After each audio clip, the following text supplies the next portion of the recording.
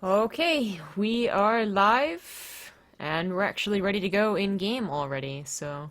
No way! I know, right? Radical. We're actually going to start. I believe that Vex still has to say go, go, go. Vex ready? And actually, let me get to the out-of-game 1 second here. Aha! No, I don't care about free calls. Well, you should. Stupid. There we are. There. Nope, that wasn't it. What the heck? There we go. Now Skype is all pretty. Alright, they're ready to go. So we're actually going to hop back into that in-game screen, because you don't need to see our faces that much. You already saw the graphics, you already know the matchup. It is NYU versus MIT. Now, of course, if you are... Whoops-a-daisy. Whoops-a-daisy.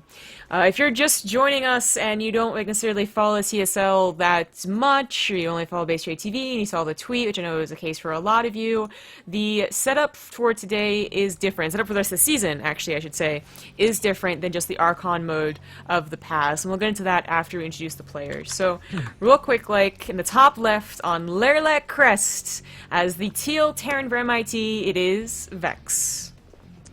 Hype! MIT, MIT, MIT. His opponent in the bottom left is going to be Yellow Terran player Impulse. Yeah. From NYU. Alright, so it is no longer purely Archon mode, is the specifics here, purely, alright? So it's actually going to be a kind of an interesting format. We have a best of 5, we have 2 best of 5s tonight, so just like you remember from the beginning of the season last year, because it was last year, in January now, but for this season, lasting until May, it's going to be a best of 5 that consists of 1v1, then another 1v1, 2v2, Archon mode, and a potential ace match, which I don't know if the ace match is 1v1, but I think it is. So that's interesting because it's still, like, it is still a best of 5, just like, it's almost like a miniature tournament with 4 players invited, and that's kind of cool to see. The question really is how that affects a lot of the teams, though, because some of the CSL players we got to see last season ended up taking on some ex-WCS pros. Seeing people like Suppy, amongst others, like really fail hard in the Archon mode match was a bit surprising, but at the same time, it was cool seeing like 3 different NYU teams still try their hardest to play this game. Yeah, a lot of NYU teams. Now it's we got like, to this... It's like your adopted alma mater.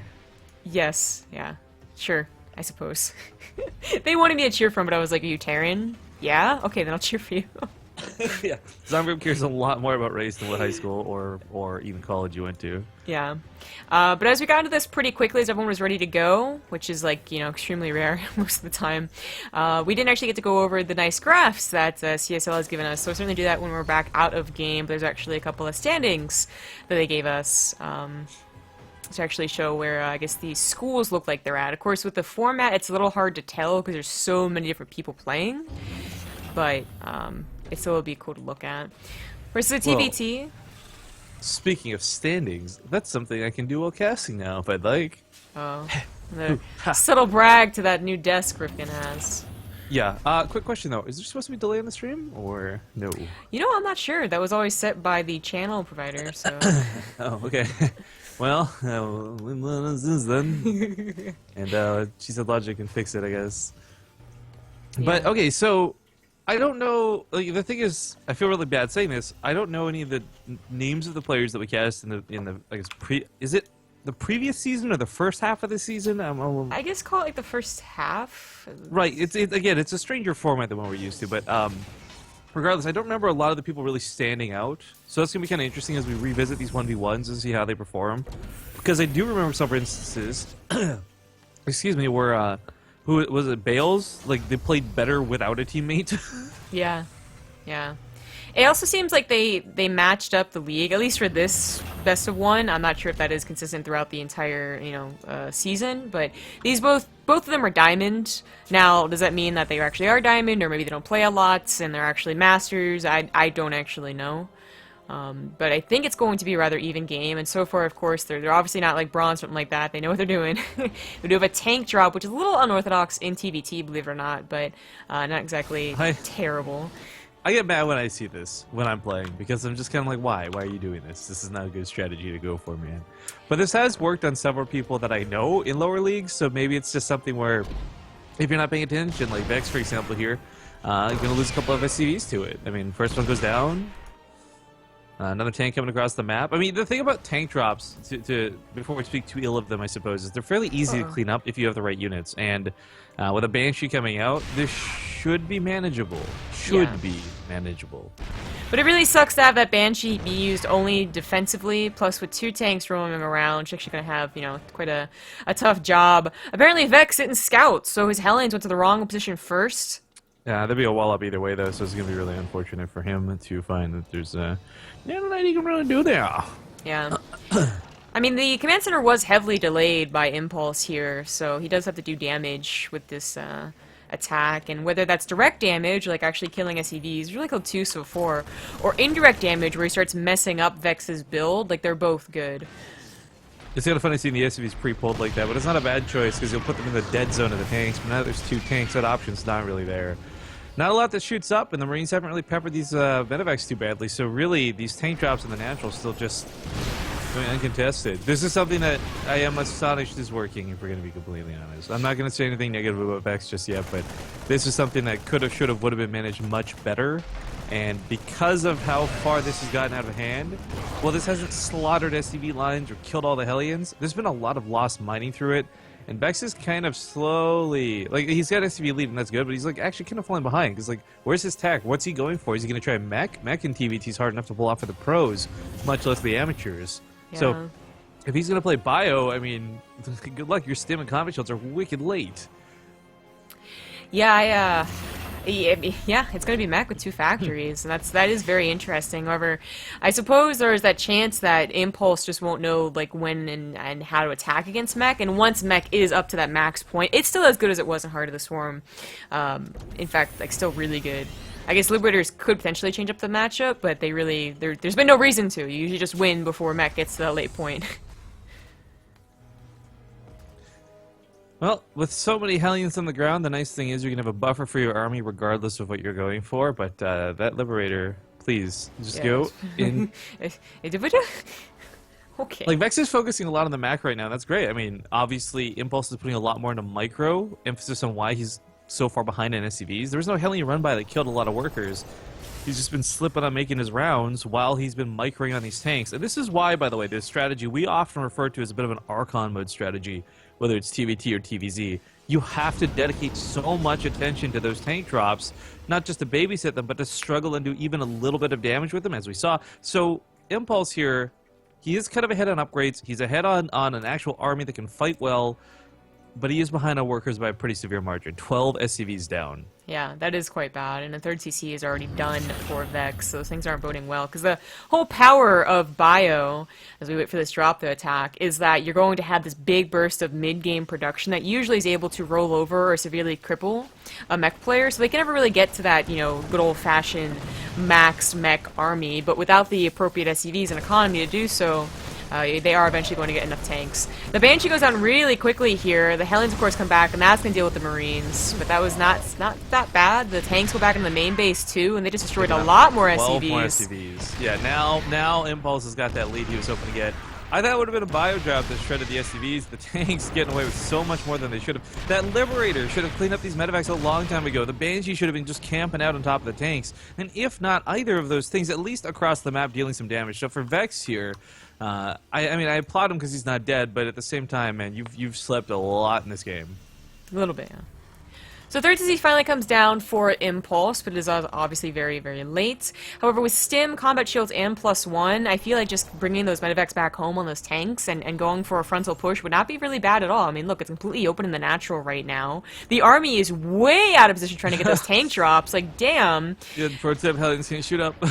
And even if it wasn't, I mean, only 3 tanks are not going to cover both your third and your natural. So I think this would have been a good time to attack. But simply dropping also works, I suppose. But I really think that army should be moving around, scaring Vex. Oh yeah, I think Impulse is actually kind of got an army that Well, you wouldn't want to A-move it into the Hellions. If you spread it out and have a defensive engagement with your tanks getting a couple of volleys off, I think you beat this army out of X every single time. I love the Viking coming out. In low numbers, Vikings beat out Liberators pretty handily. Once it gets higher up, that splash damage from Liberator starts winning through, but that Viking trying to fight out the best that he can. A couple Marines going to come underneath, too. Yeah, really help out there. Now, the Hellion count is kind of absurdly large compared to the tank count for sure, but the tanks get into a nice siege position. Oh, well, I got on top of the tanks, but then they kind of get killed. So there's a very important dynamic to playing mech that, unless you've played it, you probably don't recognize. That Hellion count could have won a bigger battle versus these Marines. Unfortunately, they took the worst angle of attack when it comes to their splash damage. Hellion Splash is so good at shutting down Marines, but not if you're just kind of A-moving them in. You really have to maneuver some to the side. The fact that none of that happened, poor Vex lost that fight really badly. Now he's behind an upgrade significantly. Blue Flame's coming out for Hellions that aren't in play anymore. And he's going to have like a Viking and a tank to his name, while Impulse has a very good army. Yeah. A little low on that medevac count, of course, because the Vikings all sniped them, and he was a little slow in the production. But now has them ramping up again, and that's the only thing he needs, and he should be able to actually win this game. That army supply, extremely in favor of Impulse. His SCV count, not that more impressive, but at least he has his third now. Well, as Impulse decides to push, I think we might just see a win come out of this. Unfortunately for Vex, I mean, this just really wasn't his game. Right? I don't agree with the mech, but maybe this he had like some awesome plan behind it. Maybe we'll get to see it in game number 2. But here on Leerlac Crest, even though Blue Flame is done, that stutter stepping bio into Blue Flame doesn't give a damn. GG! So NYU will take the first game. Oh, whoopsie, that one. There we go. Hooray! But that is just the start of a best of 5. Up next, we have another 1v1. Can I match the way things are going today is a little bit odd. I just realized the second best, it's not going to be the same players, is it? It's going to be the partners, right? I don't know about partners, but it's going to be a different set of people, yeah. Well, because if they're playing 2v2, I would imagine each team just fields a different person? So, I believe the matchups were supposed to be updated, but I don't see them actually on here. Because I also am not entirely sure, because I know it's a new format for us too, like Philistinian. Like we're learning with you guys about what's going on with this. It seems like fun though. Like I really like the idea of it. It's just making sure that we can nail it down, I suppose. I do have the map order. That was all preset, so at least I got that much going for me. But I would have assumed that it would be something like you have a sign-up sheet, and you know a couple of people sign up for Archon, a couple of people sign up for the 1v1, and then you like delegate. Not that you have the same 2 people doing everything, like both 1v1s, 2v2, Archon, and the Ace match. But I'm not sure. I don't know. Alright, so it looks like it's Fighter versus somebody. MVP, I suppose, because they're talking about MVP being in a game for a long time. Let's see if Fighter's here. Fighter is here. Oh, next match's gonna be Orbital Shipyard. Repeat players are allowed for Archon. Okay. So there has to be 4 different players at least on a team, is what I'm getting. That's what I understand. Oh. Okay, that's neat. But more could be better. Yeah, so we have to wait for MVP, but luckily they gave us some handy dandy info. I can pop up on screen right now. So of course, if you're just tuning in, you've never heard of the CSL before, it's a really great initiative. Well, I guess initiative's kind of, it's actually had quite a few years, so it's not totally new or anything like that, but...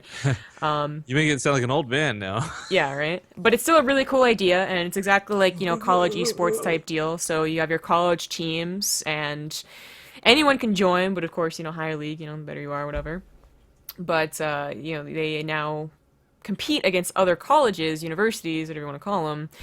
It helps for scholarship money is actually the prize. Additionally, for this half of the season, they are also competing to go play live at DreamHack Austin, which is kind of cool. Yeah, that's going to be cool. But here we go. So New York University, the guys that just won. You can see their stats here. You can see what their teams were consisted of. Also the names of the teams, like tearing up the CSL, Orange 10, stuff like that. Not too bad. And then I believe here we have the Institute of Technology. much less of a record, much less people.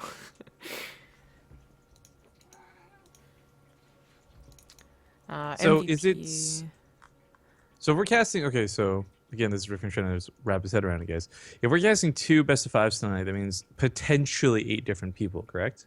That's what I understand it as. Okay, that's okay. That's what I was thinking too. Just making sure I'm on that same page. Yeah. The next series that's coming up here is going to be UC Davis versus UC San Diego, but we still have quite a few games to go. Hopefully for MIT's case, like at least 4 more games to go. Okay, so we're trying to swap the order here. I mean, I don't mind, but I think the order was actually something very specific that you shouldn't. Just when you think about like a game plan has been made out, because as far as I understand it, it's not like not every single game in the best of 5 is going to be played out, and they're tallying the map scores or something like that. So if you say Archon mode goes first, and then suddenly the guys that were like 1v1 get bumped to the very last game, their team could have already lost, you know, when they could have won the Right. game, kind of deal. Nah, it's if you play it out of order, it really does. Like you may not like the point of what I'm saying is you may not have even reached the Archon mode match. Like Yeah, that type of deal. I guess if they only change the second and third round, because it's 1v1, 1v1, 2v2 Archon. Yeah, they can't change the Archon, because that could very well not be played today. well, I have the faith in Cheesehead Logic. He's been a pretty good organizer for the first half season that we cast with the CSL, so I've been down for whatever he wants us to do. Okay.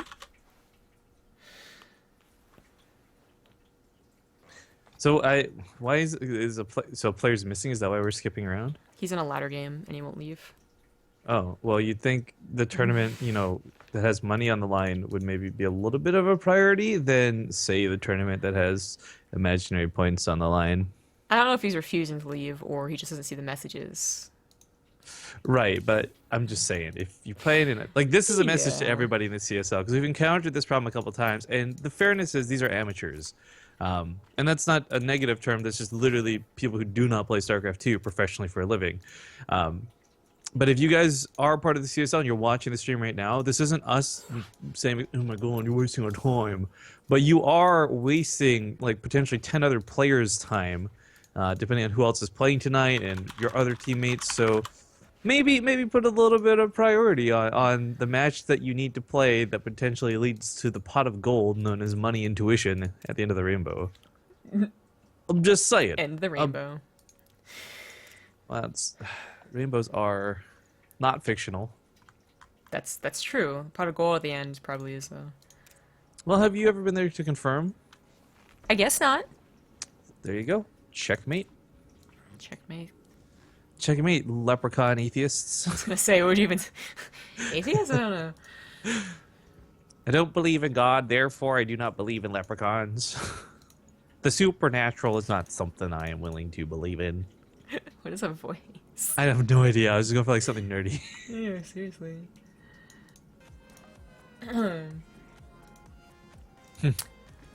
everyone's I here. love the front page of Reddit sometimes. Tweet says, I'm first world poor, which means I own a smartphone and have an expensive laptop so I can go online and check that I have no money in the bank.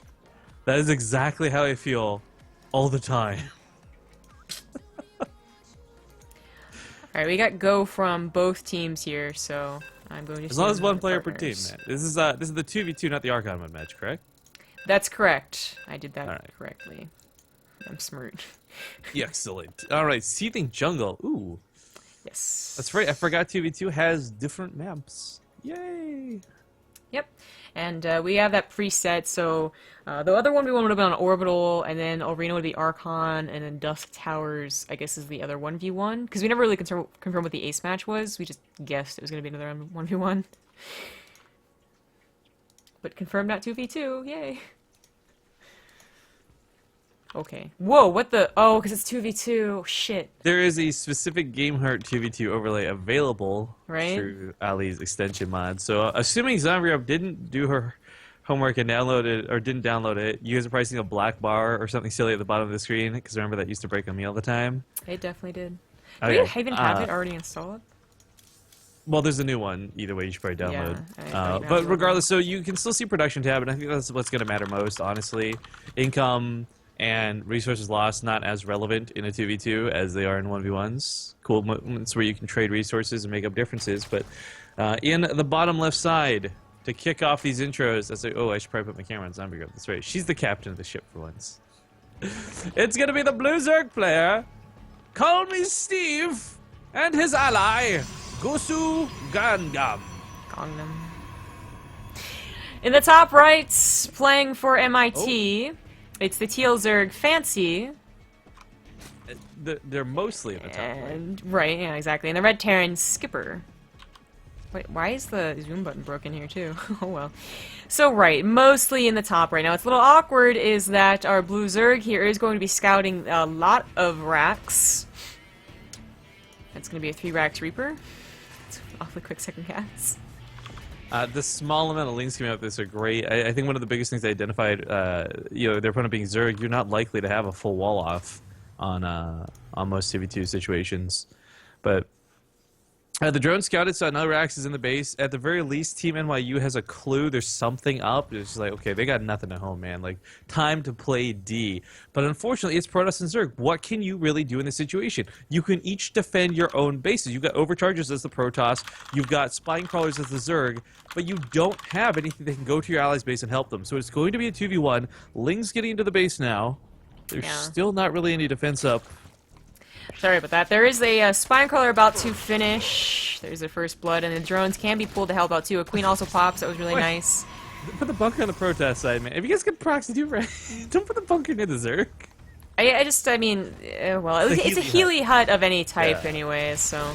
the Protoss, of course, is going to try and get their Mothership Core out, then they'll have something that won't guaranteed not die, but doesn't do a lot of damage. You know what the worst part about a Healy hut is? What's that? How much he doesn't trust women. Ha! Or just New Black reference. Yeah, I was like, that's always a bit of a reach, but yeah, I got it.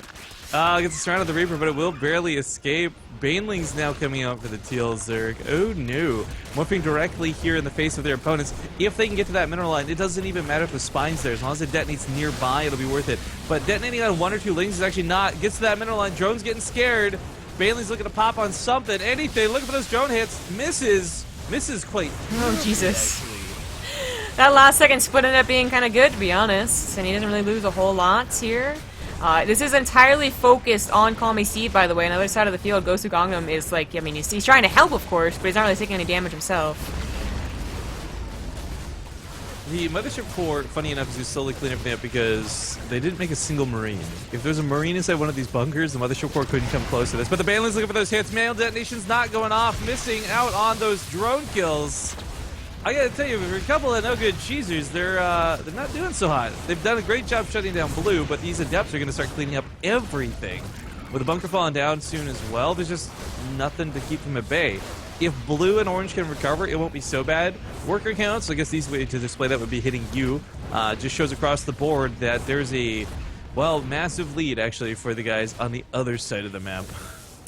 Yeah, so Teal, I mean, is ahead versus Blue, but Protoss in general is ahead versus everyone. Well, I guess if you count for a Mule, Terran's not so far behind. But the point is, I guess it is recoverable, but it did end up really hampering the partner here. So it does suck for Orange, and the Reapers are still giving them trouble. Come on, we need to see some Gangnam style. Well, you know, there's no gold base to lift to, so hey. This is the rich part of Korea. We're making lots of intelligent references that 5 people are getting tonight. No, that's the Starcraft 2 build, the Gangnam Terran. Oh. It's what you did on Habitation Station every single time. You just didn't know the name of it. Anyways, and yes, it is because it's the rich part.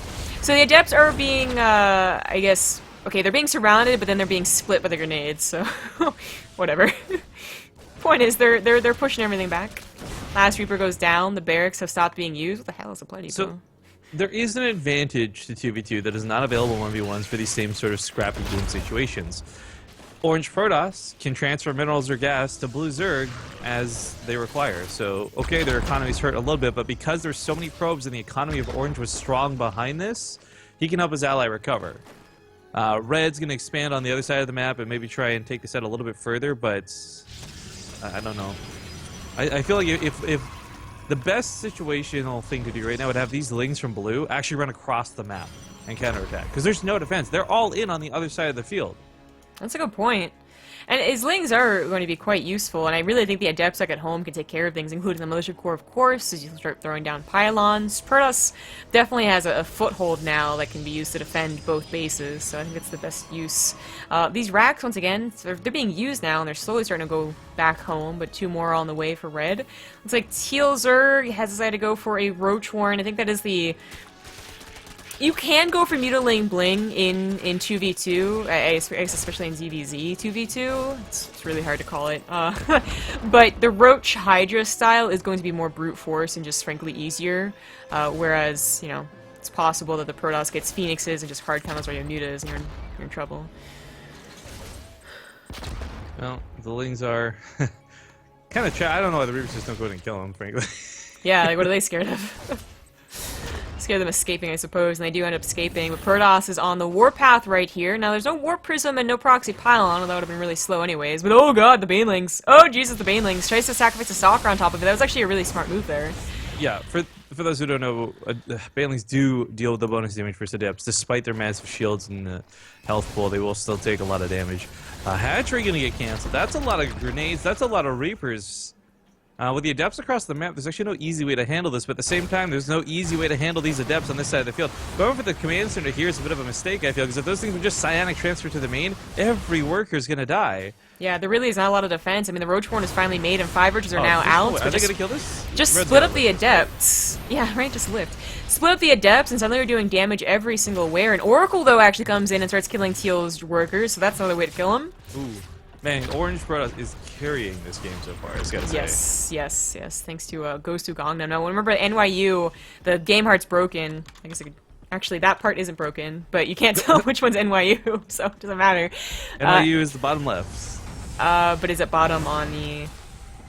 Well, Terran's on top, so... Aha. Now it's very clear, obviously. You guys know what's going on. The point is, NYU is already up 1-0, so to have Protoss carrying them in this 2v2 is actually quite nice, and then they'll have to depend on another 1v1 to try and get the 3-0. Well, Rock's gonna be broken down, open up another pathway for attacks. Overlords are being dealt with. Who put that there? What are you doing here? Who put both of them, man? That's the better question. Yeah, right? Adept Sonic transferring back over towards his base with a Banelings managed to get some hit on those probes. Zombie confirmed Rifkin levels of observing right now. I thought they were just Lings. At least I got them on the top side. Yeah, you got a little bit of that splash in there. So that was a little bit rough, unfortunately, for Ghost Sugano, but doesn't really kill his lead.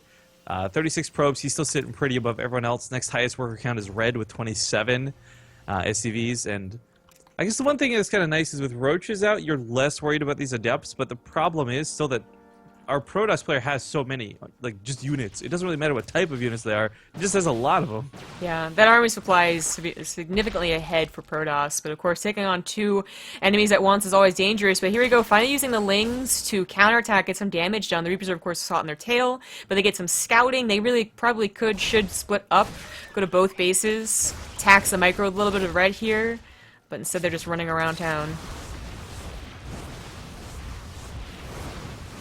So, someone in the chat asked you if that this tournament was Archon mode. Archon mode is part of it. The first half of the season was purely Archon mode. Now it's kind of taken another step into the awesome weirdness that is CSL. You're going to have a mix of matches. You're going to have 1v1s. You might see some Archon modes, and you're going to see some 2v2s.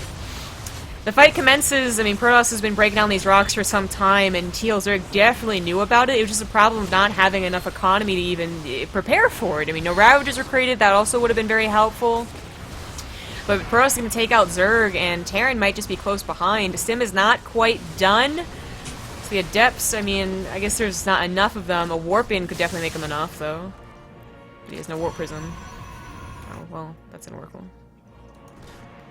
Oh, the Lings got in here. Woodwines take care of a good chunk of them, however. Yeah. I still think, though, a lot of what you got to look at for the game, because, again, 2v2 is a very different dynamic to 1v1s, is what map control starts looking like. The fact that we have somebody taking a third base is actually pretty huge. Yeah. Bro starting at third base. His partner, by the way, is also recovered for being lowest on the totem pole, to actually being pretty decent and actually catching up with Teal, or surpassing Teal's Zerg. Starting to get a lot more drones, healthy looking mining, got his own roaches coming out now too. I think it's going to be basically Terran versus Protoss, with the Zergs just barely kind of trying to scramble back up to help them, but certainly the Terran could start to carry this game himself too, if those Liberators get any good siege up positions.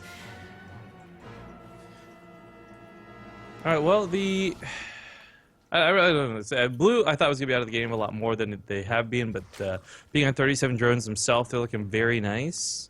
As far as unit compositions go, I mean, roaches are not too surprising. Kind of just, I'd say that's more standard nowadays, but really, so much of this could be turned around by the Terran, good Liberator usage, Widowmine hits, you name it, but unfortunately, I do think they're just a little too far behind, because with a Dark Shrine, 2 Immortals at a time, again, Orange has been carrying this game so far, and that doesn't look like it's going to change anytime soon. Yeah, NYU is really starting to just snowball here. As you look at the income, it is definitely a lot better for both of them.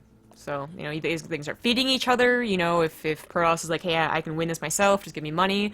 Or if Zerg's going to try and do something with tech swap, also would have been helpful. That looks like he's just going to stick on Roaches and Hydras. That's okay, too. Surprised there are Disruptors coming out. Immortals definitely can pack a punch, and they will still be useful against the Roach army of our Teal player here, but Disruptors would be able to take out everything, including the Terran army.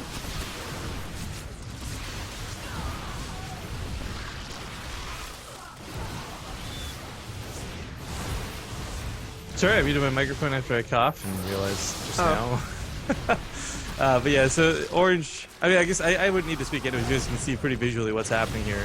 There's a fight going down towards the south, but it doesn't really matter. Blue, this whole game, might as well have just been feeding Orange minerals and gas, and probably would have been the best way to play this out, as their army just took on an entire Zerg army, and there's enough left over to take on this Terran army as well.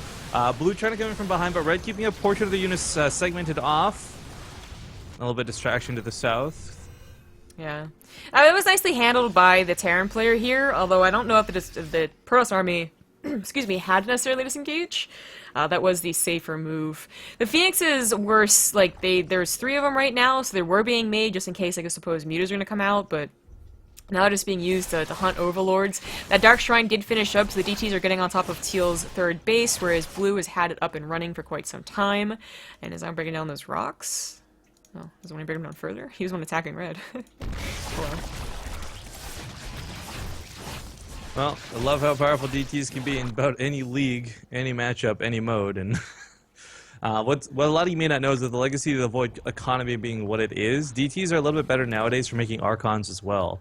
Of course, back in the day, you would gas up the wazoo, you just make a ton of high Templar, no problem.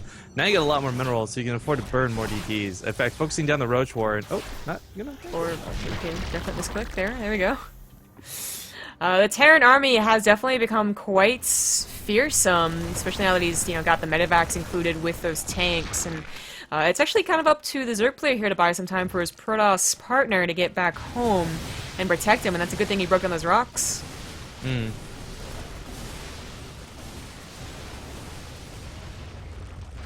Well, we're gonna push through. I mean, the Terran army did get pretty good looking while this went on, but it's still fear for their lives. That's a lot of Immortals. Storm might not be out yet. Lurker Den's on the way.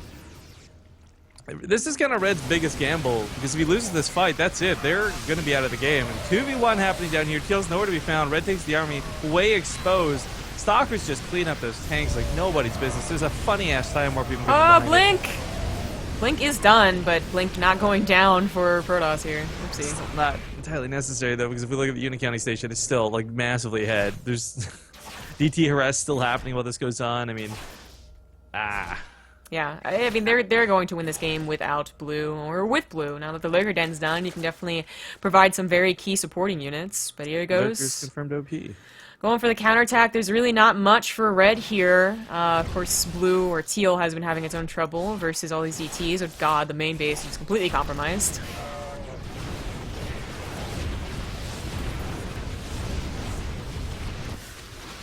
This is going to be game in favor of NYU once again. So the next set of 1v1 players have a lot on their backs here. GG. Team NYU.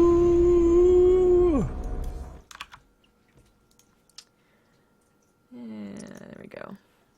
Alright. So that is a 2-0 lead for NYU. They're looking quite strong. I'm hoping now this player MVP has gone out of the game. Yes, he has. Oh, this looks familiar. Team Ascension MVP? I just know that it's not actually MVP. Well, right, it's not the Korean MVP, but I don't know where I would have seen this name before, maybe like an NA qualifier or something like that, but I do recognize it, so I believe, again, I'm not sure, but this is going to be Master versus Master, for the first 1v1 is Diamond versus Diamond. Either coincidental or on purpose, I don't know. But I do know the map. It's back to Orbital Shipyard. Well, while you figured that host up, I'm going to test my speakers really quick.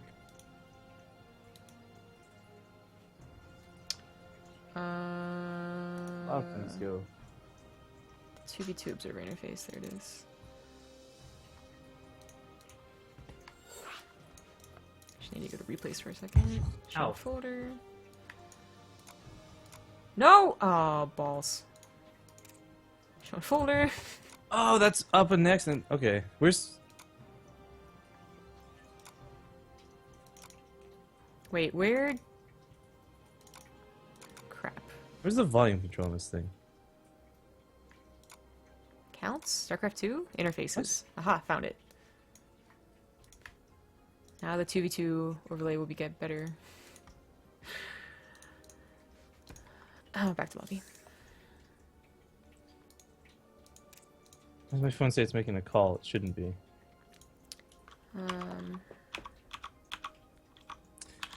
Okay, so sorry for everyone who doesn't know what the hell I'm fiddling with right now. I got a new desk. It's got a smart app built into it. I'm trying to figure out how to use it. Why does it say it's making a phone call though? It's calling China. Oh, there we go. Okay, how do I pause that now?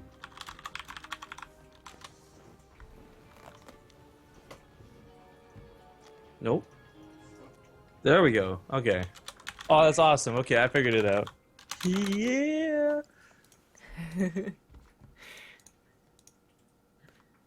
So, let me here get into the lobby with you. So we're going back to 1v1, but in terms of things, this is MIT's last life, right? Yeah. NYU is what MVP is on. So I was confused for a second. Okay, Fighters on MIT, that's right. I feel like standing up for this next game. I'm just saying. So Okay. You do what you feel like, buddy. just yeah. Have my desk catch up to me. No big deal. Showing off. Ain't no thing. Yeah. Sure enough, Zarfield's right. asking where you can get the desk. I have no clue, dude. I got this through Kickstarter. I backed this project like a while ago, so if you find a place, good luck and let me know.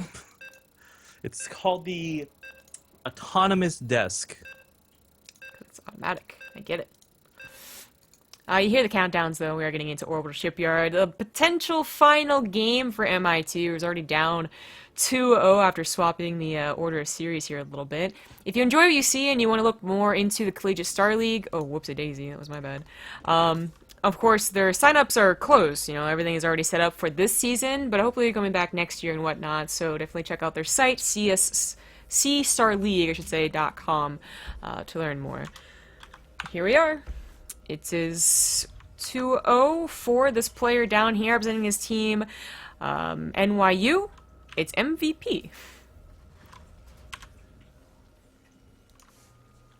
And on the other side of the map, it's going to be If Fighter Cien. I don't know. I just figured it was like L Fighter because Fighter was taken or something. Yeah, I was just assuming it's Fighter, period. It's like everything else around it's like dressing, you know? I not sure. Like I said, I think you guys saw on the borders, they were both masters. Don't know if that's necessary or not. We're saying it doesn't look like I'm standing. Well, I just took a selfie. I'm going to tweet it. To prove you guys wrong. Yeah, standing from my CSL cast because I can. Fancy. Well, it's a TVZ, and let's see, so well, TVT doesn't really count. I'm going to try and explain that one, but a TVT was our first 1v1, and NYU's Terran did look quite strong in that matchup. We'll see what MVP looks like. Obviously warmed up, as he's been playing a ladder game, and that's why the order was changed. Yes, I am calling you out a little bit, MVP. He was watching the stream. I guarantee that he's turned it off by now because he's a upstanding young chap, probably. You would hope so. Matt D's asking, by the way, if my desk will tweet for me. So it's connected to my phone. I could basically, and I didn't get my phone to do, so like, you know, if you had an iPhone, you're like, Siri, compose this tweet a picture, like, I could do. I've never actually used the voice activation on my phone before, so I don't know if it can tweet. Cool. But yeah, the desk is set up to do a lot of really cool stuff. One of the coolest ones, though, is, of course, I could tell it, like, whether I want it up or down. No point going to that right now, but I could be like, you know, desk, level 1. Goes to, like, level 1. It's awesome. Or I can just press the button. The button's a lot easier. So we had something interesting and really supremely dangerous. I actually can't believe the fighter went through with it. But a 3-hatch, no gas up until now on Orbital Shipyard, which is notorious for multiple Reaper builds of any type. Okay, for him, it's only going to be the one, so it's not too dangerous, but it could have been. It was very scary. I hear it. I was adjusting it. Leave me alone. I know what you're doing. You're showing off. Okay, so really want to emphasize. Sorry, MVP here, the Terran on the bottom side. If he wins this completely shuts it out for NYU, and it's going to be a 3-0 in their favor. So Fighter's really got a lot riding on his shoulders, but he's got two things great going for him. One, it's Orbital Shipyard, and two, he's Zerg in this matchup. I'm not saying Zerg's an auto-win. I'm not even going to try and invoke balance complaints, but I am just saying this map really will play well for him if he's the macro type of player. Well, considering his opener and the fact that he's basically gotten away with it because there's only one Reaper, yeah, I think he's a macro player, and I think he's going to get away with a lot of macro too. Now, MVP, either by scouting what happened, because he saw the third base and was like, oh damn, I can't do anything about that, or it was his original plan, not sure. Also got a rather quick third base, so they're going to be matching macro to macro. Of course, that Roach Warren goes down. Fighter has not gotten any eyes yet on whether the 30C is down, so the potential of Liberators or Banshees is still in the air. So, question goes to you, Zombie Grub, because for those who don't know, Zombie Grub is the better player between her and myself when we both play Terran. What's your preference for fighting Zerg right now? Like, what's your flavor of strategy? And don't say bio, because that's the only option. I mean, like, do you like aggression early on? Do you like passive play? Like, where do you sit in the matchup? That's actually a really good question, and I can't tell you. Right now, I'm just doing whatever comes to mind, as opposed to my very strict regimen of doing 1 or 2 builds, with what I used to do in Heart of the Swarm. But I was scared of roaches, so I was doing a lot of Banshee openers, but now I'm back to being lazy and doing a 3cc opener, because that's the build I've learned by far the most. Well, I am Diamond League and proud of it, and I love getting super duper ridiculous aggressive. Like, you send that Banshee the Salines across the map, whatever build you go for, just try and get some drone damage done early. And I feel like, again, I'm not saying these guys are low league. Everyone playing the CSL is probably better than me. But my point of it stands that, like, I've seen so many instances where, again, amongst the more amateur players, recovering from early drone damage seems a lot harder to do than with the pros. Like, you watch Scarlet lose 30 drones this morning, not a problem. She replaces them with ease. Someone like Fighter might not be able to handle that so easily, so that might have been a better choice for someone like MVP in this situation. I'm not saying cheese, but I mean aggression. However, now with the Roaches starting to come out and the layer finishing up, these options are starting to limit themselves, and MVP is going to have to play macro towards this Zerg player. Yeah. He was prepared to do that. I think he could have gotten away with a much faster third command center on locations. That's like the only grievance right now, and he, as he say, he goes and puts that up, but doesn't really have a lot of production, so I can't necessarily blame him after seeing the Roaches to be a little bit scared, but I think, adding that bunker just a little bit earlier would have been nicer, something like that. Not going for Hellions in general also could have been a lot nicer. I mean, a lot of the reason that we see people go for either like the tank drop, or the Liberator build, or a Banshee is not necessarily to ensure they do some damage, be aggressive in the early game, although that is certainly some of the idea here. Actually, the Hellions getting to the third base. It's also that they're well used defensively. All those units I just mentioned are great for the defense against roach pushes. Liberators complicate things a little bit, but still, same deal with those tank drops. And they add into your eventual army that you would want anyways, so it's generally seeing tank drops open up, and of course all those bunny builds that are now on ladder. So, it's funny, because it's the bunny build, but it's like Nate who's kind of made it popular by like abusing it on his stream all the time. Yeah, right.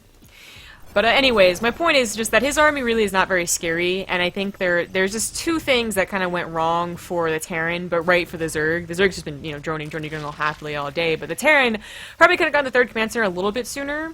And also, I think the Hellions were just ended up being a bad choice. And, that's like, maybe you'll be like, start being so harsh on the build choice, because Hellions are still a big part of the matchup. Kind of? Like, that's actually not an argument you can really use that much anymore. Yeah, they're definitely falling out, and in some instances even being bad. But someone in chat kind of saying NYU only is the best players. Now I'm suspecting Just Call Me Steve has a little bit of a bias on this one. But one of the cool things about NYU is they do have a class about StarCraft. Zombie Grub taught it, for goodness sake. So it is safe to say that I wouldn't be shocked that they have got better players. Yeah. Unfortunately, StarCraft 2 has been having a tough time getting new players. Anyone who's already into StarCraft is already good enough, so everyone else either thinks StarCraft 2, I don't want to play that, or they think StarCraft 2, well, they're already so much better than me, I don't have a hope.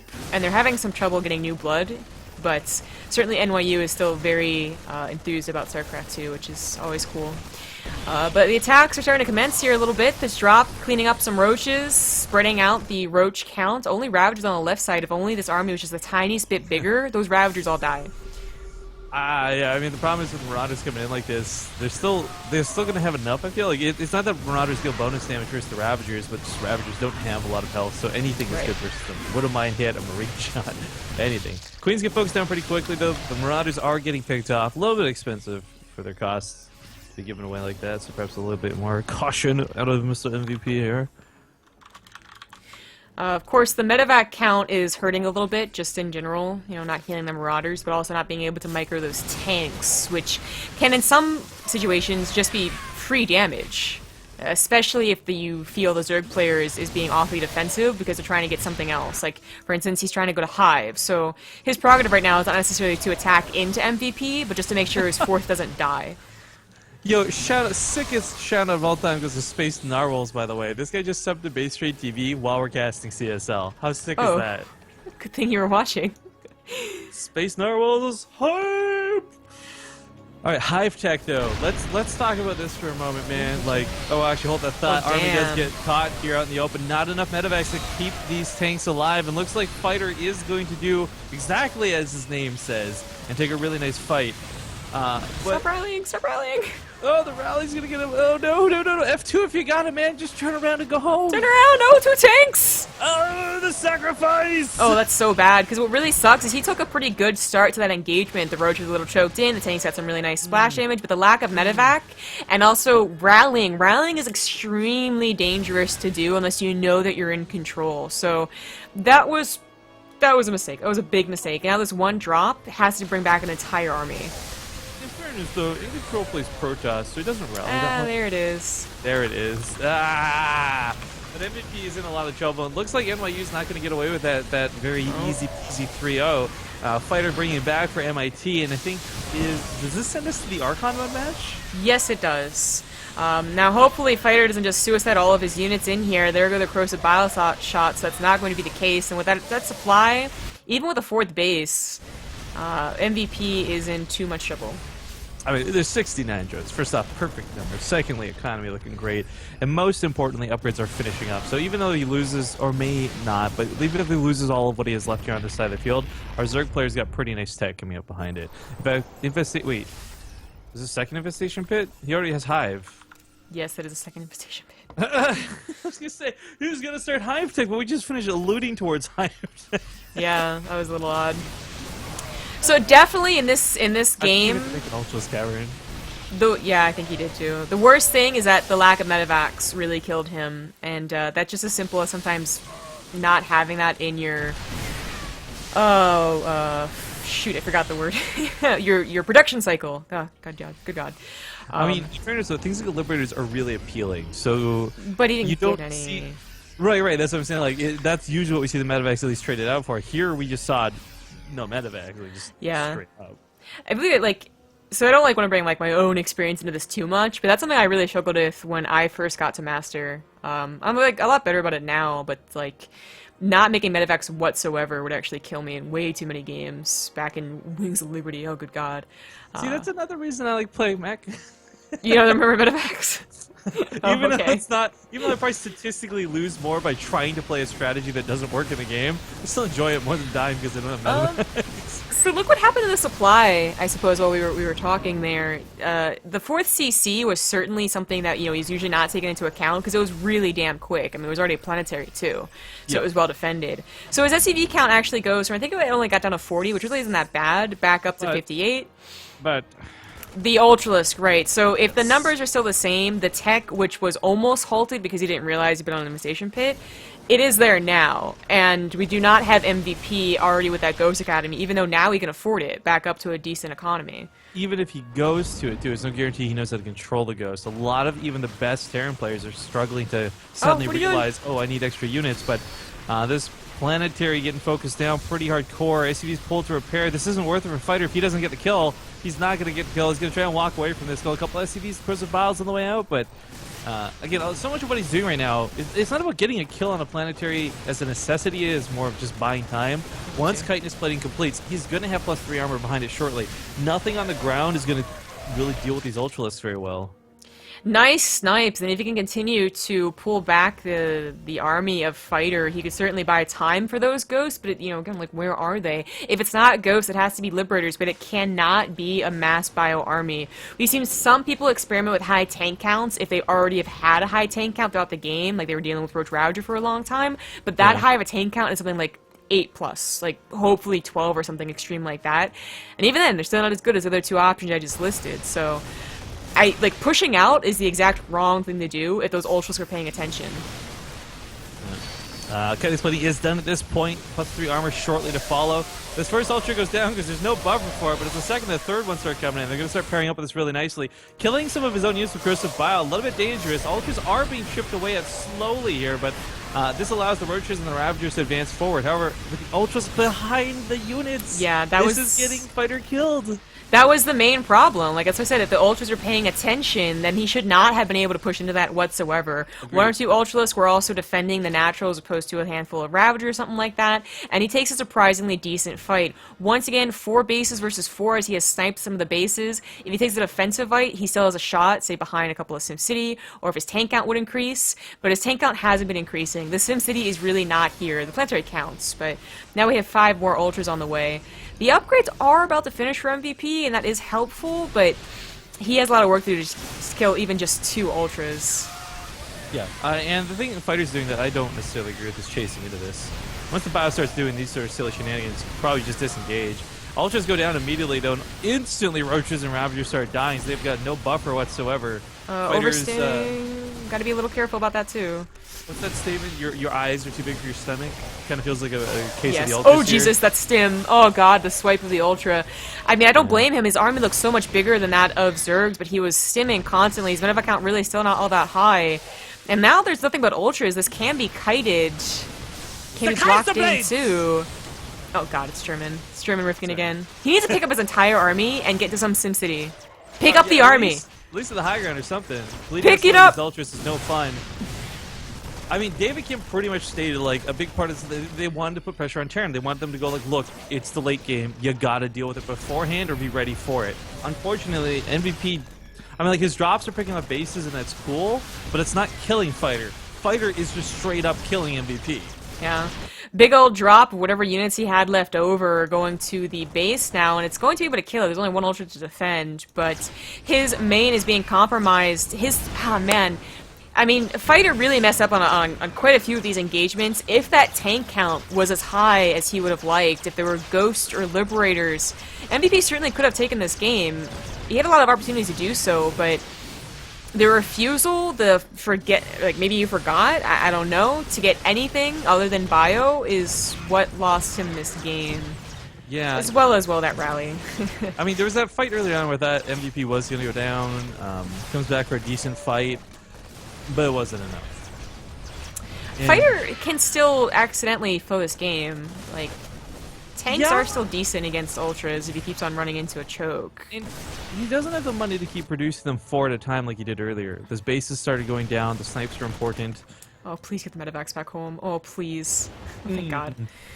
Where's the one queen you need when you need it, right? Yeah, there's 1 Corruptor now on the way, but the 4th base has been mined out. I don't know when did he... Oh, I guess that was the third that was lifted up when the attack happened. That is going to be surprisingly nice, but he's back down to 30 SCVs. Most of them are over here, so not a lot of mining going on for MVP, but Fighter is now saturated this base again. Oh, 2 Liberators, finally.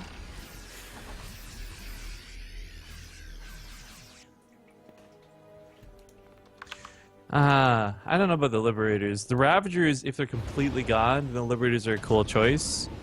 But Ravagers are such a hard counter to units like tanks and Liberators that can't move once they've sieged up. Tanks, of course, have the small benefit of medevacs here, but the Corrosive Biles are just so good to shoot these down. You don't even have to commit to an engagement either. You just get in range, shoot, and walk away. Yeah. Now, and kind of an odd twist of fate here, it's almost lucky these rocks are still broken, as it's going for a bit of a literal base trade, like 1 base for 1. Yeah. And losing mostly mules there was not that big of a problem. No, no, move that! Move it, move it, move it! Well, if you just let an Ultralist tear away at your face, it's not exactly a trade. It's more of a donation. Jesus. Yeah, he needed whatever army he could get. Infestors are now out too, that was another problem. A lot of these fights. There's like 5 Ultras coming in, isn't there? Yes, they're all coming across the map right now. Yeah. And MVP finally has more minerals, but is actually being starved on gas now. Hasn't retaken some of them. And unfortunately, minerals aren't going to save you versus these Ultras. Marines aren't going to cut it. Oh, Elite's tanks doing and their Liberators job. take down like 3 Ultras there. That was nice. It doesn't matter, though. I mean, Yeah. you still got another 5 or 6 to deal with. The Corruptors are picking off those Liberators, too. I thought it was going to be Ravagers. Corruptors are just as good, and it does look like Mr. MVP... You know, he's extending his life. There's no point in this game up until now where I really think it's like, wow, I can't believe he hasn't realized he's out of the game. But because he had fighting chances, he had bases mining, he had income. Now he's out of all these options. Tank's still in this medevac, not ready for the fight. He was not paying attention. The Kaiser Blades, sorry, let me go back. The Kaiser Blades cuts to everything. And the Infestors, while they have no energy, perhaps not super. Although if these Ultras Don't dirt do through that. this choke point, there's 2 Liberators sit up there. Oh no, SCVs! Don't! But even then, again, just going back, there's money coming in for Fighter. He can replace what he's losing. MVP cannot.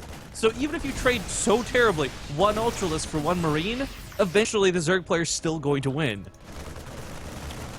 This land mining base isn't nearly as important. Probably should be better off getting some type of tech over there. This base is very important though. This one is going to be a dead planetary. Honestly, eventually, should be used for gas. I think well, it's hilarious because supply D was block that out right now. Right? This space is kind of secret, and this might just save MVP. Planetary? Yeah, it's dead. It's a lot of SCVs going to die with it, unfortunately. Yeah, didn't have many stacked SCVs. up. Oh man, that's going to go from 5 to like 12. Yeah, there we go, 5 to 12 SCVs immediately. Ouch. He needs gas so badly. He finally saturated this one. Finally got this one back up too. But whether it's more Marauders or I think more tanks, also stop attacking around me. Oh god. But more tanks. These tanks surprisingly have been saving his life on multiple occasions. They've been getting good shots. The Ultras have been dripping out a little. They've been moving up ramps. The Liberators are now not the way to go since the Corruptor count has increased. It's not like a ton. Like 8 could be manageable in like a very even game, but it's not an even game. It's less that and more that he never really dealt with the first 3, much less Right? more behind it. Infestors do have energy for this fight. 1 fungal growth is going to hold everything in place. The Kaiser Blades are going to literally hug the Terran to death. Oh god. No, no, no, no, no, no. Definitely needs the tanks, need the Liberator, like anything he can get.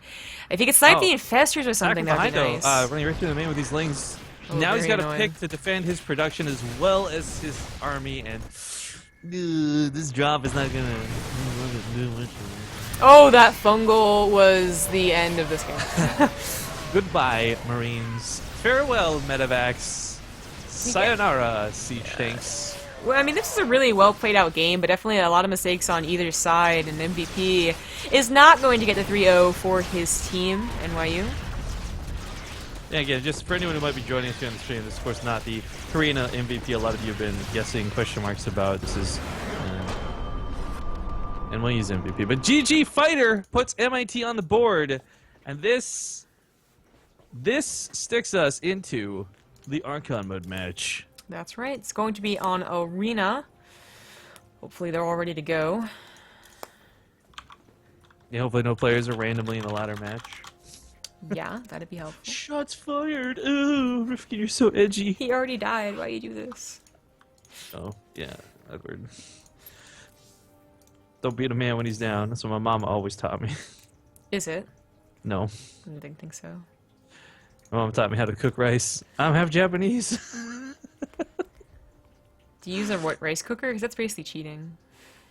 No, man, you gotta wash it and put it on the pot, and if it stands, you know the rice was done cooked well. Okay. Test me about my rice knowledge. Woman, please. I make it in a pot, because... I don't ask you about your Korea knowledge. Yes, you do. Okay, I don't question you about your Korea There you knowledge. go. Alright, the NYU Archon is gonna be Call Me Steve and Gosu Gangnam. Gangnam. I can't say that word tonight for some reason. Gangnam style. Oh, It's like it's like a little bit harder of a G sound as a Gangnam. Can never get I that just want right. to go like super white guy with it, like, oh, it's those gangs in Gangnam. Those gangs in Vietnam. The Bloods and the Gangnams. Crips. Yeah. Join, please. Oh my god. I was playing World of Warcraft with Olivia today. You can stop right there. No, I'm sorry, continue. And, I gave her the money you gave me so she could buy one... What? No, I gave her 500 gold so she could buy... so much money! Why did you give her your money? What? She said you didn't give her anything. Dude, I gave her like 10,000 gold. I gave her No. more than I gave you. She had 50 gold. What did she spend it on? I don't know. I think Blackjack and hookers? maybe you maybe the transfer didn't go through. Like you accidentally put like zeros or something. I don't fucking know. No, I didn't give her any. Okay, so the point is, as far as I know, lobby bug here. As far as what happened, I give her 500 gold to buy an heirloom item for the increased experience, right? And I send her like through Undercity, and it's like this long ordeal where we miss the Zeppelin twice, like shit like that happens. We finally get there, and we finally get to this heirloom vendor, and I'm like, okay, so it's on Druid, right? And she's like, yeah. And I was like, well, just pick like the chest or something, as long as it's like the 10 experience percentage. And she was like, okay, and she buys it, and I'm like, okay, then like just equip it.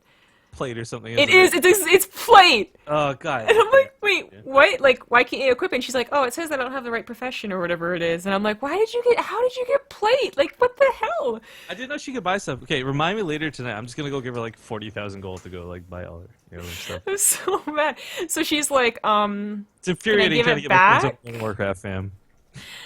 can I give it back? And I was like, I don't think you can. So she's like, well, can you give me money? And I was like, you're like that chick in Parks and Rec. Money, please. Oh man, what is? I can't. I know who you're talking about, but the brother. I love the brother because he's from College Humor. That guy's fucking hilarious. That girl though is from a show called The Kroll Show. It's actually hilarious. I love it. It's a terrible show objectively, but I love it. It's my guilty pleasure. But yeah, and then I had 450 gold left after giving her 550, and Congratulations on your math. with I'm proud of our you. forces combined, we got her I told her what to buy. I was like, get this item specifically. Well, you know what? Since you're streaming, I'm not. I can actually literally log on right now. I'm just gonna message her.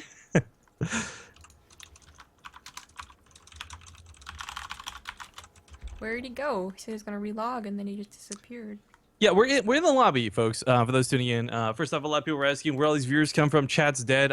Don't worry, it's not ViewBots, or at least I hope it's not ViewBots. We were featured on the front page of Twitch for a time. I'm not sure if we still are or are not, but if you guys are joining us for the first time, you're on the front page of Twitch. You're seeing this wonderful face of mine. Give you a warm welcoming invite to the channel. Do come join us in chat and discuss about how one race is more OP than the other. that's all StarCraft is nowadays. Like you could generalize games, right? Like, Hearthstone's all about luck, CS is all about skin trading, StarCraft's all about balance wine. What a way to summarize all those games. Nailed it. 10 out of 10. Yeah, 10 out of 10. People are saying we still are on the front page. Front page hype! Of course, Cool. CSL typically has, like, significantly lower viewership, and that's fine. We're used to seeing, I think, maybe 100, 300 people here for the CSL, and that's all right. It's amateur StarCraft, but what's cool to see, and that last game was a prime example of this, even amateur StarCraft can be fun because it's if one person's making mistakes, it's not fun to watch. But if both players are, it's scrappy and wonderful. Okay, he finally got back into the game, and I believe teams are correct. I accidentally closed a tab that I needed. Damn it. Oops. Didn't mean I should play it, though. Matt D says that's a great idea based on your TV. We should make wine, one for each race, and call it the Balanced Wine series, right? I prefer a fine red to a white. Sorry about that. Because white's superior and red is imba. Yeah. Or white's inferior. Why? Because we're balanced whining. Get it? Oh, Matt D gets credit for that in chat. Oh, good. I don't know if you're a wine connoisseur or something, and there was some inside, like, wine joke I wasn't understanding.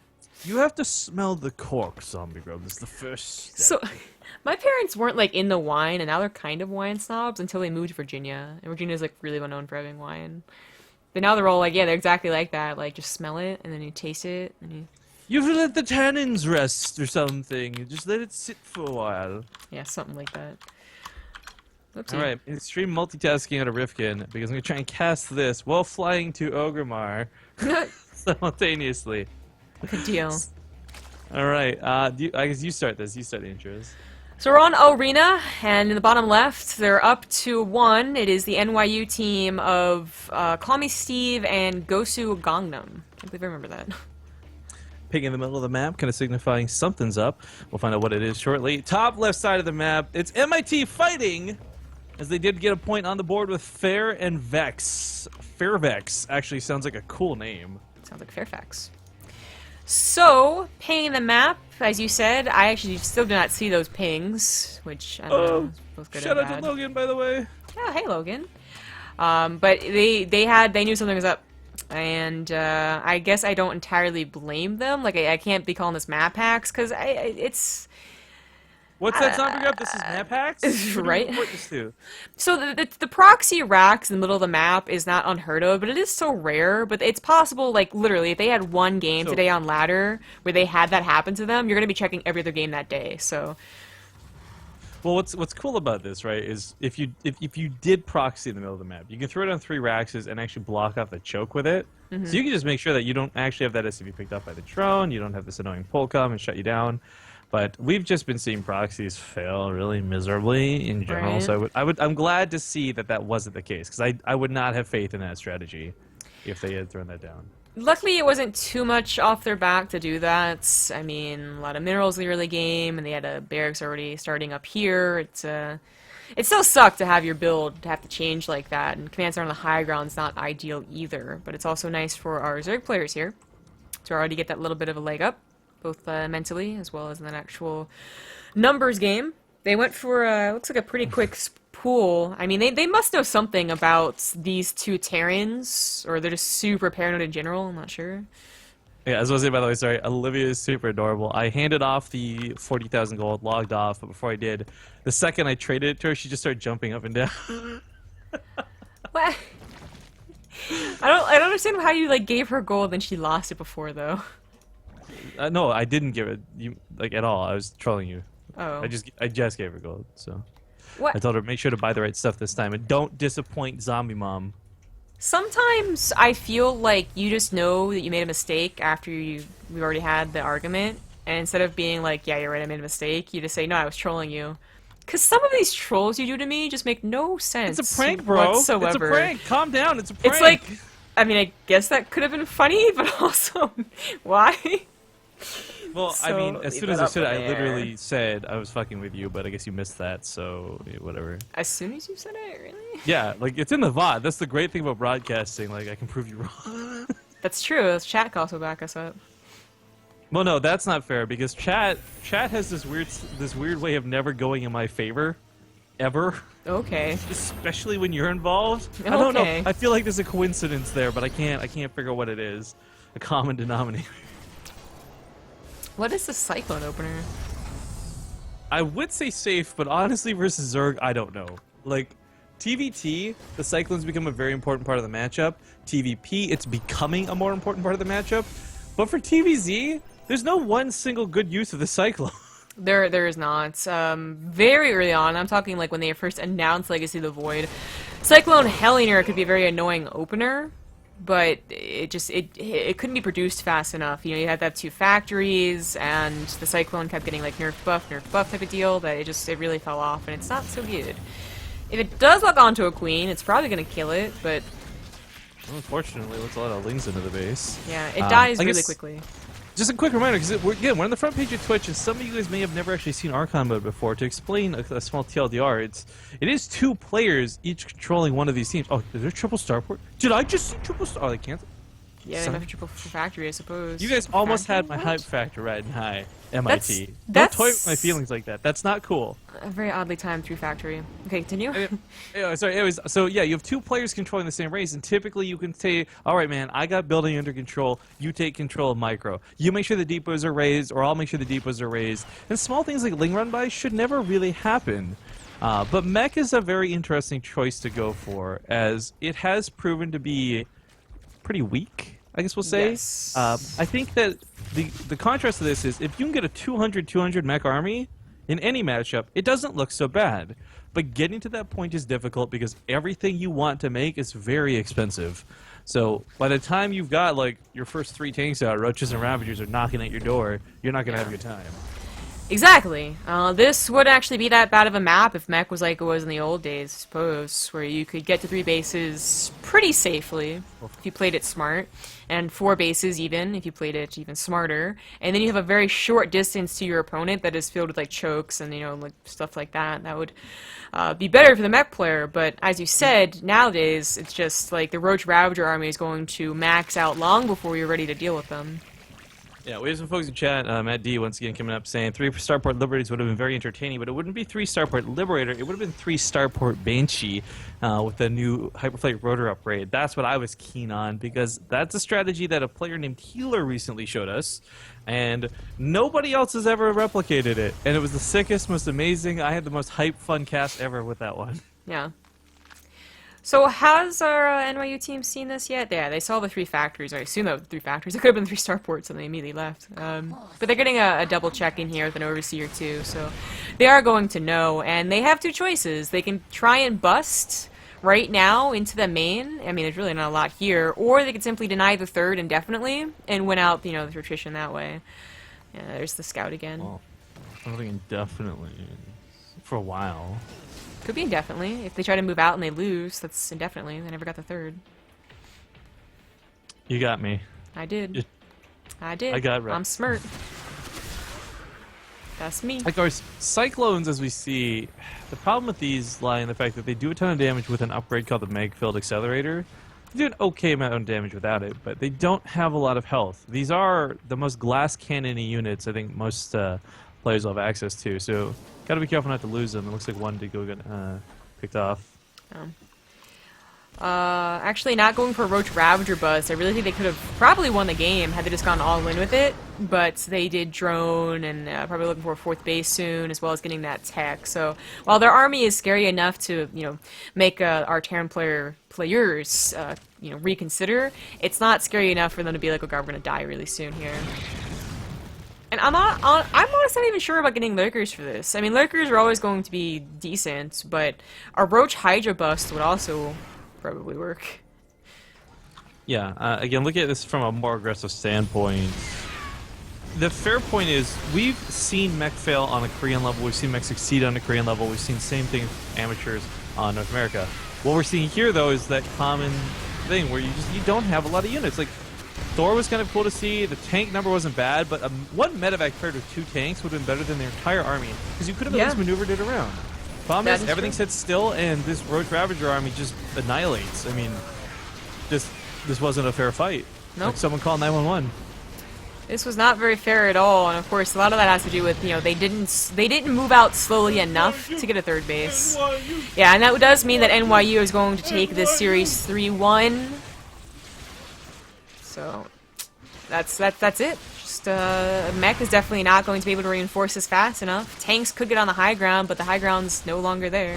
Yeah, you lose your 3rd. It's GG. GG. By the way, you guys couldn't tell, but I was doing an amazing dance to go with that chant too. It wasn't just a chant. I didn't look at your camera, but I kind of I don't know, I felt like your voice that you were doing that. So NYU. Uh-oh, what is this Java bullshit? No, thank you. we're going to try and get into the next series as quick as possible. We'll throw up a break screen and some music. I believe they're almost ready because we actually had our admin here tell them to calm down and wait for us. So we'll see how long it takes and keep you guys updated in chat. This is the nice thing about having no delay. So stay tuned. We do have one more best of 5 in the exact same way that the last one is played. So 1v1, 2v2, Archon mode, all that jazz. And we'll see you in hopefully just a few minutes.